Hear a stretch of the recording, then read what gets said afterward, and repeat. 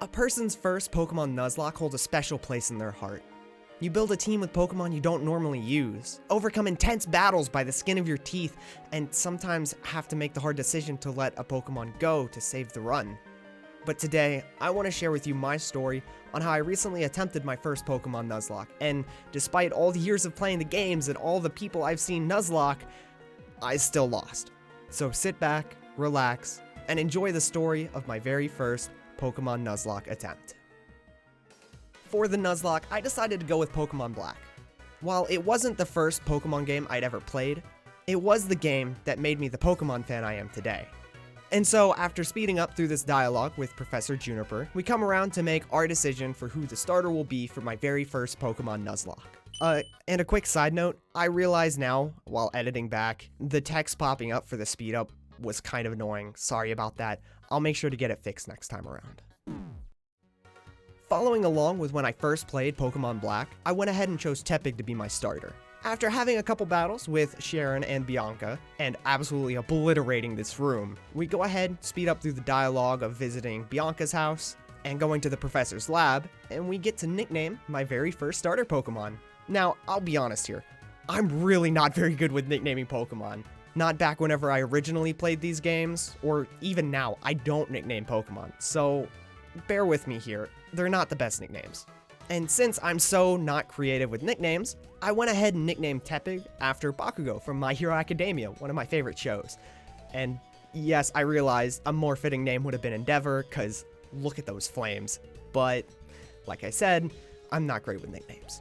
So moving on, after we speed up through this text and through this catching tutorial, I go ahead and get my very first encounter in a Pokemon Nuzlocke, Lillipup. And for the nickname for my very first Pokemon encounter, I went with... I forgot to nickname it. Yeah, I completely forgot about it. Well, moving on, we make our way through the first route and on to the first town, where we skip through more exposition and the Pokemon Center tutorial. Then, we encounter him. No, not Getsis. Him. The Pokemon version of the Lorax. The bane of my existence for reasons you'll soon come to understand. In our very first battle against In, I was underleveled. Even though I did kind of forget that this wasn't a hardcore Nuzlocke and I could have used like a potion or something, I was one crit away from losing this Nuzlocke already. Do you think I'd have learned from that? Of course not. Otherwise this video wouldn't be what it is. Not even close. Not even close. I have potions.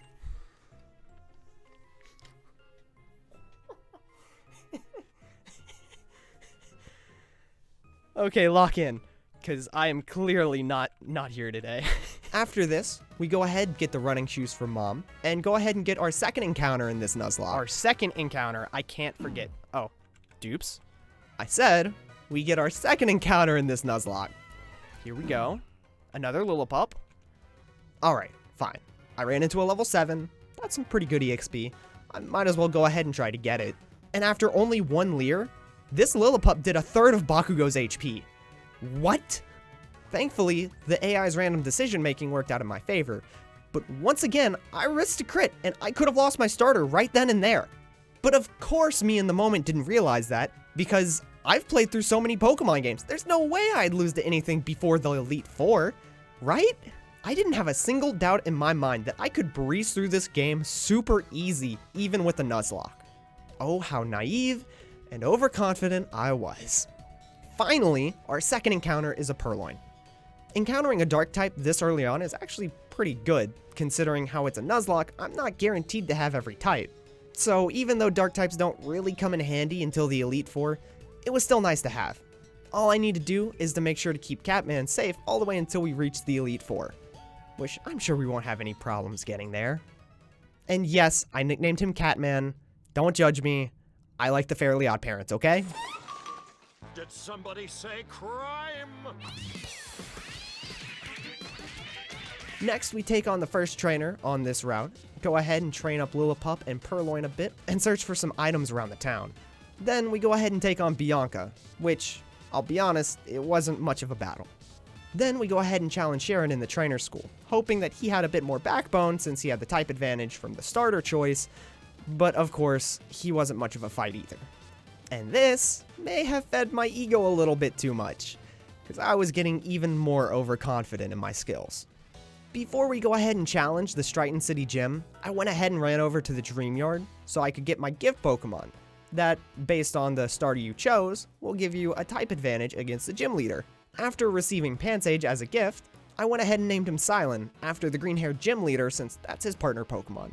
Then, as we go to challenge the first trainer in this gym, I acknowledge the fact that I'm underleveled.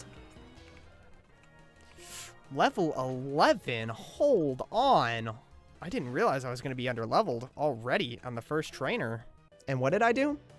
I just kept forging ahead, completely blind to how my ego will be my downfall. Then, without doing any grinding at all, I went ahead and challenged the gym leader, because that makes sense. In one turn, he outspeeds my highest level Pokemon, flinches me, and does a quarter of Bakugo's HP. That sounds about right. But honestly, this battle's kind of embarrassing, so I'll let you experience it how I did. 10 HP.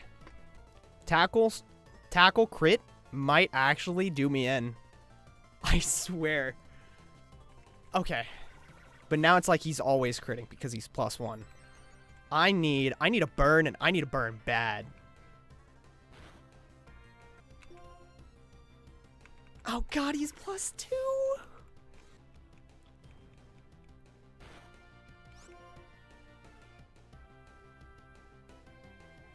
So if he's doing double damage, he did 10, he'll do 20, which means a crit will kill. Scratch his stab. And I think stabbed actually just ends it. But I have no one else. Please don't crit. Ember, please kill. Okay, so let me think about it like this. I always potion here. If I potion, I'll gain 20 HP. Which is almost what he did. He did 18, right? If he goes for workup, I live another hit, because that'll do about 25, and I'll be at 31. Crit always kills. If he attacks, I just potion again. Crit is game over. I can't switch unless I want to end someone. No one's faster than him. Hold on. Who's my fastest Pokemon here, actually? Got 18 on Purloin. 18 on Lillipup, who... Is he also... No, he's level 11, so it's a good chance that's not going to happen either. And 18. Okay, so most likely no one's going to outspeed. I think I always potion here. I think potion is the right play. I only have one potion. Hold on. So, potion does 20. That does 50. Okay, I've got the play. Is he going to potion here? Oh, God. I had 3 Oran Berries. I've just got to use a regular potion here. Yeah, Chris uses a potion, which means I live next hit guaranteed. But if I live next hit, should I Tail Whip? No, I think Tail Whip ends me. I think Tail Whip loses this. So I think I have to go Ember. Bite. Oh, God. That first flinch really did me in. I can't just keep potioning either. I was at 31.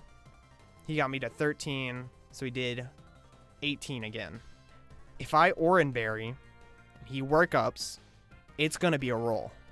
I have to fresh water. But if I fresh water, I can't. I have to keep silent for the Panpour, which means I have to go Lillipup here. Come on. Bite. Oh, wait. He's using Bite. That's going to be a roll. I know his moves, though. Actually, I have to switch into Catman. Come on. If you're going to use Bite, it's going to be resisted. You're going to do 10. If he uses Scratch, it's game over. Does Assist go first? Assist is RNG, though. I don't want to rely on RNG. Nah, I can't risk it. I can't risk it. Got to go for Scratch. I outspeed? No way I kill, though. Bite? Do I live? I live. Is it a speed tie? I've got to go for it. I literally have nothing else left. No!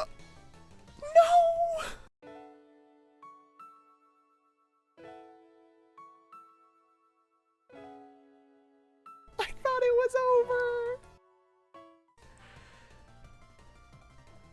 Oh, that hurts. Oh, that hurts, Catman. I'm sorry. So it might be a speed tie. If it's a speed tie, I can't go into Lilliput. That's a roll. I've got to go into Silent. I've got to use my strongest move, Vine Whip. Okay. He might be minus speed nature, which is why I outsped. Maybe EVs? Whatever the case is, level 14? Oh, I'm in trouble. I'm super effective. That's a plus.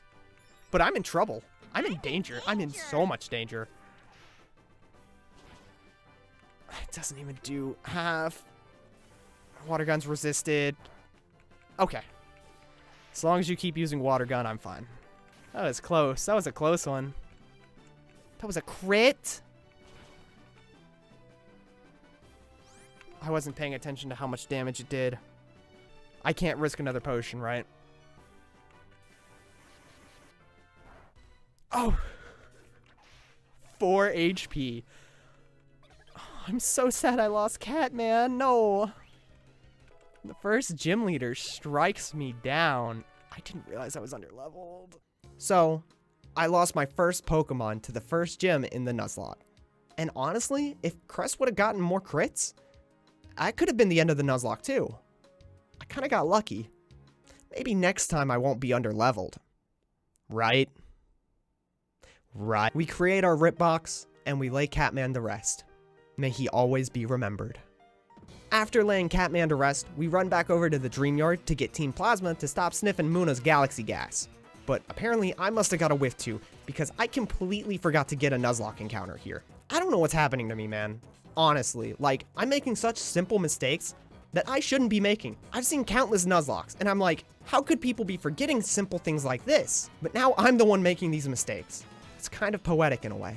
We make it to Route 3, where I go straight for the hidden Ultra Ball that's just sitting in the sandbox because, of course, I know where the hidden item is, even if I can't remember to get a frickin' encounter. Then we battle a pair of twins, and battle Sharon again for the 3rd time after starting this game. Then we team up with him to go and challenge Team Plasma to get the little girl's Pokemon bag. Then, on the way out of Wellspring Cave, I get my next encounter, Roggenrola. While he does have to be traded to get to his final evolution, that's not something I really have to worry about. We make our way down to the dark grass on Route 3, where I was hoping, with the chance of a double battle, it would give me an option of the Pokemon I wanted. But I ran into 2 Patrats. Because of course I did. So I catch the Patrat on the right for no in particular reason, and nickname it Before making our way to the next city, I figure I'd grab the extra experience from this trainer at the very end of the route. A totally optional trainer that I'd already passed, and he almost took a Pokemon from me. Would you look at that? Learning's really not something that I was gonna do in this, was I? I make it into town and immediately go hunting for a couple hidden items that I somehow knew the locations of course, before getting to have a little bit of a rematch with In. And for the first half of it, it was pretty smooth. But then he got to his last Pokemon, Timber, who had Bide, and almost took a Pokemon's life with it. I'm in trouble. So Bide, final attack, has priority. If Bide can be resisted, that is my only chance of getting out of here unscathed. Thankfully, I had Roggenrola to take the hit. But this is all right after I said I wasn't gonna get caught lacking. Next time, I need to keep my mouth shut. Heading into our second gym, I still haven't learned my lesson about being underleveled. My strongest Pokemon, Bakugo, was level 16, and the first trainer's Pokemon was level 17. And while mashing the A button, I once again risked my starter Pokemon. I didn't play around the crit, I didn't play around the stat drops with Leer. What am I doing? What was I thinking? At very least, after this battle, Bakugo was able to evolve at level 17. But after this, I finally decided to grind my Pokemon, if you know what I mean. What do you mean by that?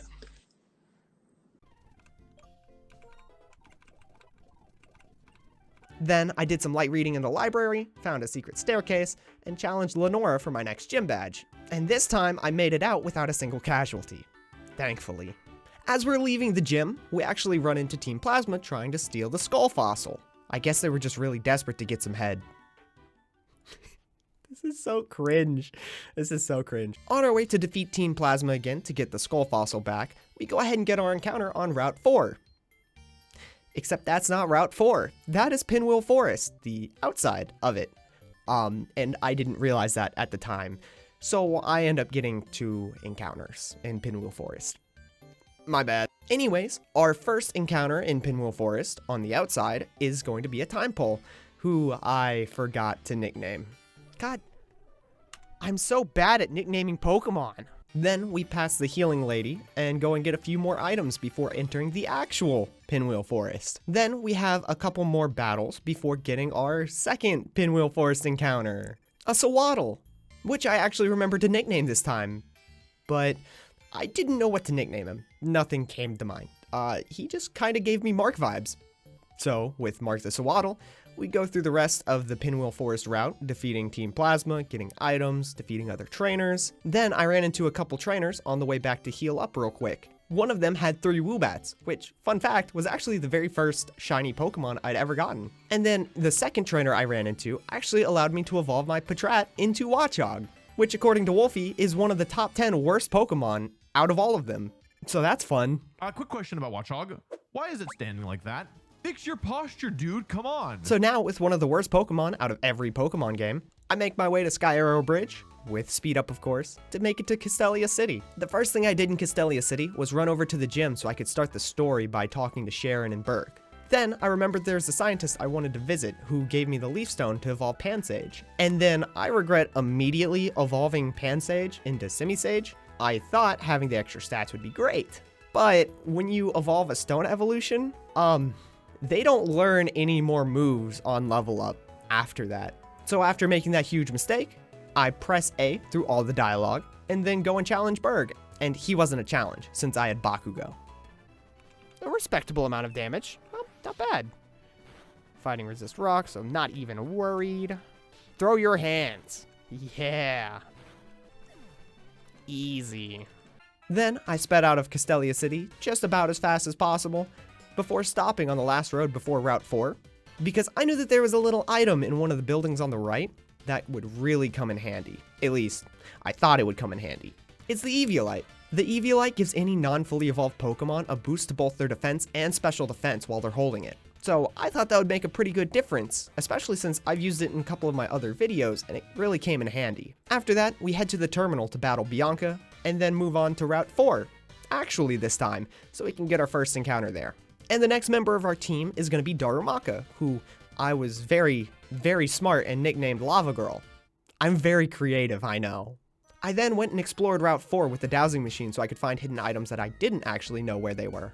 After collecting a bunch of items, we eventually challenged Sharon to another battle, although it wasn't much of a fight, I'll just be honest. After that, I make my way all the way through Route 4, completely forgetting that there was a whole nother encounter I could have gotten to the left of Route 4, but I'm just not a good Nuzlocker, I guess. I just completely forget encounters left and right. And finally, we come to Nimbasa City, unfortunately, where this story is about to end. As I was walking through Nimbasa, there was really only one trainer I had on my mind, which was the gym leader. I didn't really care about In because I thought he would be a really easy battle. I don't remember ever having a problem battling him in the past, but I come face to face with him, go on a date, and then we have a battle.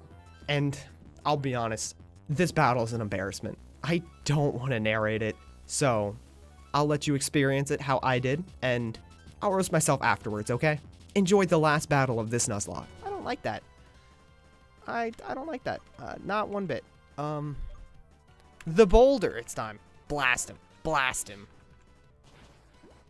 Yeah. Fighting type? Nope. Actually. Big Knight. Bakugo, big dog. Ooh, you gonna swagger me? Actually, that's kind of dangerous. But one arm thrust, and it's game over for you. Oh, God.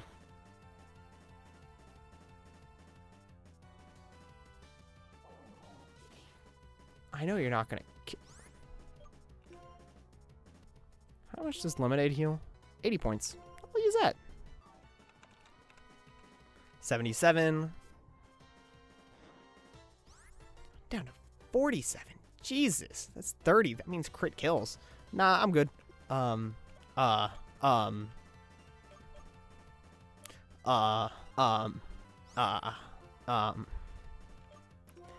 Ball, you got this, big dog. Yeah, you got this. Yeah, Brick Break, you can take this, no problem, right?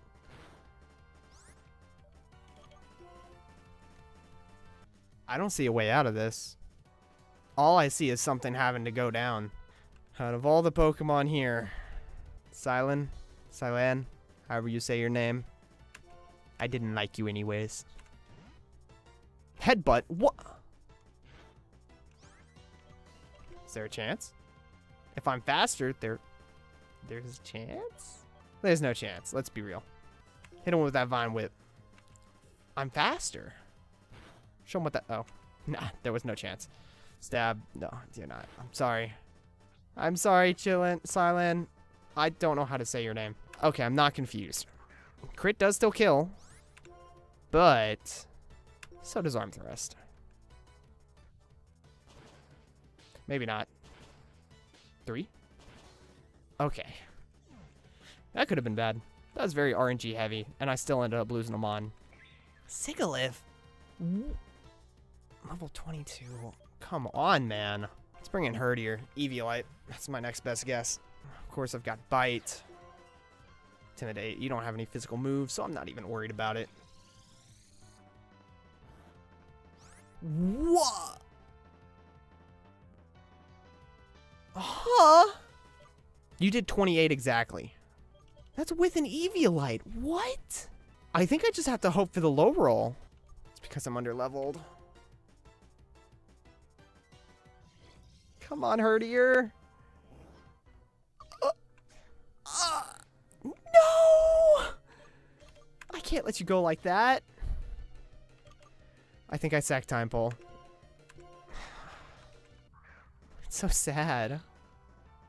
In is a menace, apparently. Of course, you have Air Cutter, too. And it was a crit. Not even a chance to heal. If this doesn't work, it has to be Roggenrola, then. Crunch. Actually, Retaliate might have been stronger now that I think about it.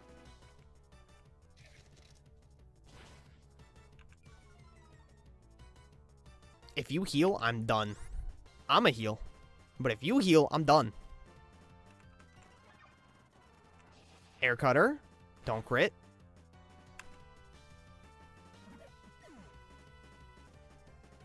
Roggenrola, can you somehow outspeed? No shot you're living anything, though. Okay. Think this through. If I heal, and he does more than half every time, how do I win?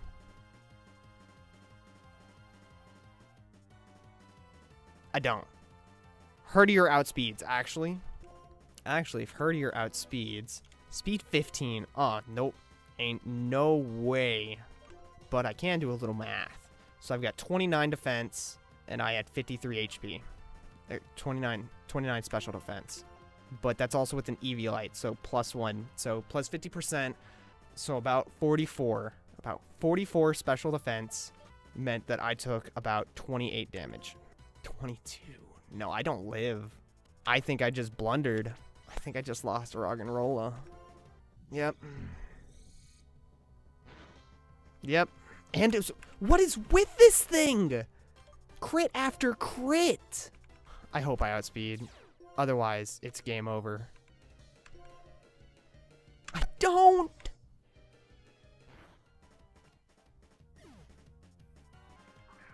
Ain't no way. Guess it's time for rollout. Air Cutter couldn't miss.